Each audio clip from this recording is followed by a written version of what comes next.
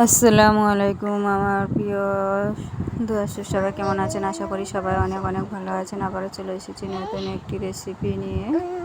আমার আজকের রেসিপি হলো ডাঁটা মটরশুঁটি আর ফুলকপি দিয়ে গরুর মাংসের তরকারি। রেসিপিটি যদি ভালো লাগে প্লিজ একটি লাইক দিয়ে ভিডিওটি ফুল ওয়াচ করবেন। আর আমার চ্যানেলে নতুন হলে প্রথমে চ্যানেলটিকে সাবস্ক্রাইব করে ভিডিওটি ফুল ওয়াচ করে বেল আইকনটি অন করে দিবেন। যখনই কোনো নতুন একটি রেসিপি ছাড় দিব আপনার কাছে পৌঁছে যাবে। আর এই ভিডিওটি যদি কোথাও ভালো লাগে প্লিজ কমেন্ট করবেন আর বেশি বেশি করে শেয়ার করে দেবেন।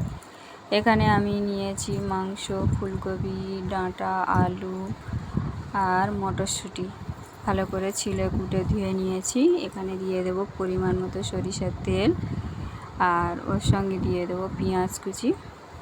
পেঁয়াজ কুচিটা দিয়ে আমি একটু নেড়ে চেড়ে নেব।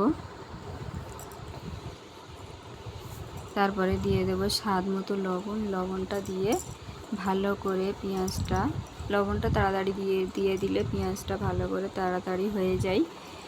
এবারে দিয়ে দিলাম শুকনো চর্বিটা এইভাবে তেলের সঙ্গে দিয়ে আমি গলিয়ে নেব ভালো মতো করে। এবারে দিয়ে দেবো আদা রসুন পেস্টটা দিয়ে আবার ভালো করে এইভাবে ভাজা করে অল্প একটু পানি দিয়ে দেব। দিয়ে এবারে আমি গুঁড়ো মশলা অ্যাড করে দেব।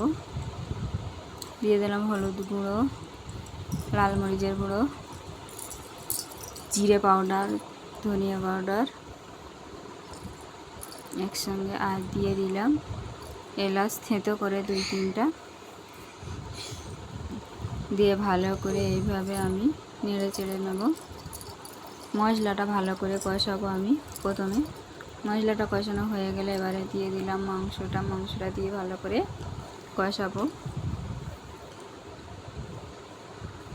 দিয়ে একটু কষিয়ে নিয়ে দিয়ে দিলাম মটরশুঁটিটা দিয়ে আবারও একটু কষাবো, দিয়ে ঢেকে দিলাম। এবার কিছুক্ষণ পরে একটু নেড়ে চেড়ে দিয়ে দেব।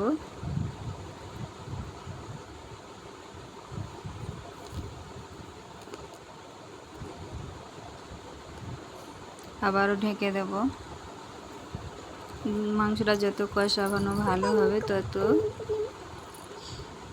ততই এর স্বাদ বেশি হবে, টেস্টটাও বেশি হবে। ঢেকে দিয়েছি, দিয়ে এবারে ভালো করে কষানোর সময় ভালো করে নেড়ে চেড়ে কষিয়ে নেব। মশলাটা যাতে না নিচে লেগে যায়, একটু ঘন করে নেড়ে দিতে হবে। এবারে দিয়ে দেবো যে সবজিগুলো আমি কেটে রেখেছিলাম, ফুলকপি, আলু, ওটাকে দিয়ে আবারও ভালো করে কষাবো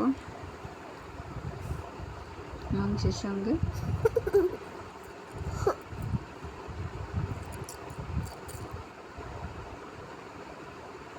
ফুলকপিটা ভালো মতো কষানো হয়ে গেলে এবারে দিয়ে দেব টমেটো, দিয়ে ভালো ঢেকে রেখে দিলাম। দিয়ে কিছুক্ষণ পরে আবারও এইভাবে নেড়ে দেব। এবারে এর মধ্যে দিয়ে দেব আমি পরিমাণ মতো পানি, আর দিয়ে দেব যে ডাঁটাগুলো আমি কুটে ছিলে রেখে দিয়েছিলাম, ওই ডাঁটাগুলো দিয়ে দিলাম। সজনার ডাঁটাগুলো দিয়ে এবারে আমি দিয়ে দেবো প্রেসার কুকারের ঢাকনাটা আমি লাগিয়ে দেব। দিয়ে দিলাম হচ্ছে কি 5 থেকে 6টা সিটি মারার পরে আমি ফিরে এসে দেখাচ্ছি ঠান্ডা করে কেমন হয়েছে দেখুন। আর এই মাংসটা তো খেতে অসম্ভব মজার হয়, আর ডাঁটাগুলোও অসম্ভব টেস্টি লাগে খেতে। এইভাবে মাংসের সঙ্গে একবার ডাঁটা দিয়ে রান্না করে দেখবেন, আর কেমন হয়েছে আমাকে কমেন্ট করে জানাতে ভুলবেন না। এবারে আমি একটু আপনাদের মিক্সিং বলে তুলে দেখাচ্ছি কেমন হয়েছে রেসিপিটি। দেখতে যেমন লোভনীয় হয়েছে, খেতেও অসম্ভব টেস্টি হয়েছে।